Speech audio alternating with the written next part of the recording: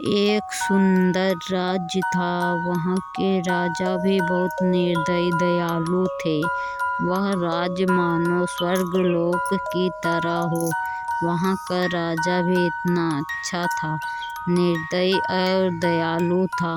सबकी इच्छाएं पूरी करता, सभी को अपना ही समझता, सबका दुख अपना ही दुख समझता। वह सभी की मदद करता, मगर पर उसे भी एक दुख था, उसका दुख कोई नहीं समझता। यह दुख संतान का था।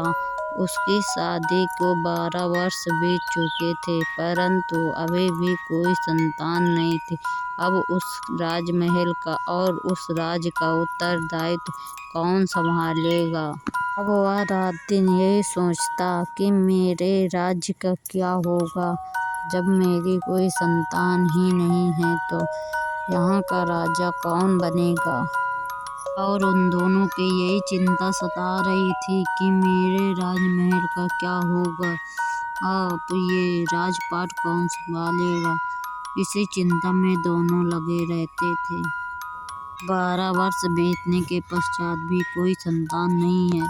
अब इस उत्तरदायित्व का कौन मालिक बनेगा? ना ही कोई पुत्र है, ना कोई पुत्री। अब इस राज्य का क्या होगा? राजा यही सोच विचार दिन रात करता रहता। रानी इसी चिंता में बीमार रहती। अब कुछ दिन बीते।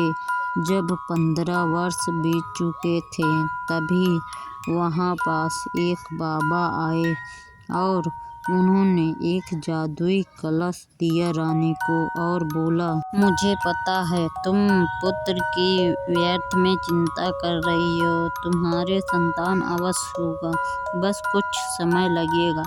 तुम्हें नहीं पता, तुम्हारे योग में 4-4 पुत्रों के योग है और बस तुम्हें कुछ क्षण प्रतीक्षा करने की आवश्यकता है।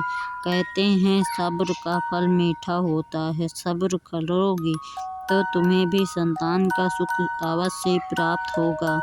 और मैं जानता हूँ तुम्हारे कोई भी पुत्र नहीं है। तुम व्यर्थ में चिंता कर रही हो। राजपाट संभालने के लिए तुम्हारे शूरवीर 4-4 पुत्र जन्म लेंगे, पर तुम्हें यह बात का अंदाजा नहीं है।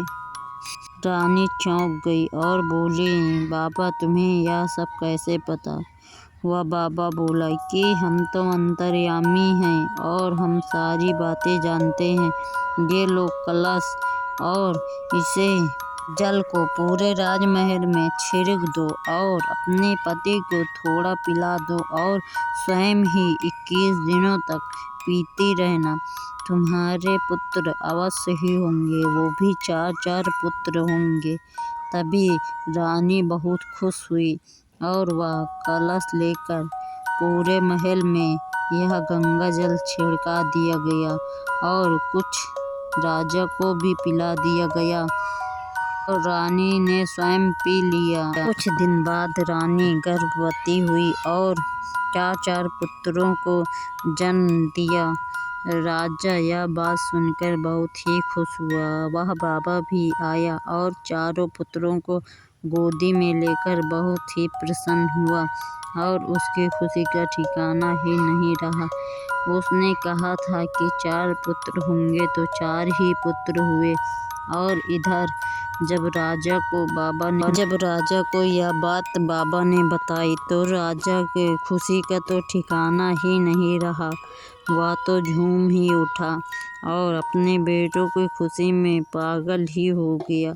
खूब उत्सव हुआ और धूमधाम से उनका आगमन हुआ और उस बेटों का तेजी प्रतापी बेटे हुए और उसे राजा को बहुत ही प्रशंसा हुई कि मेरे 4-4 पुत्र हैं।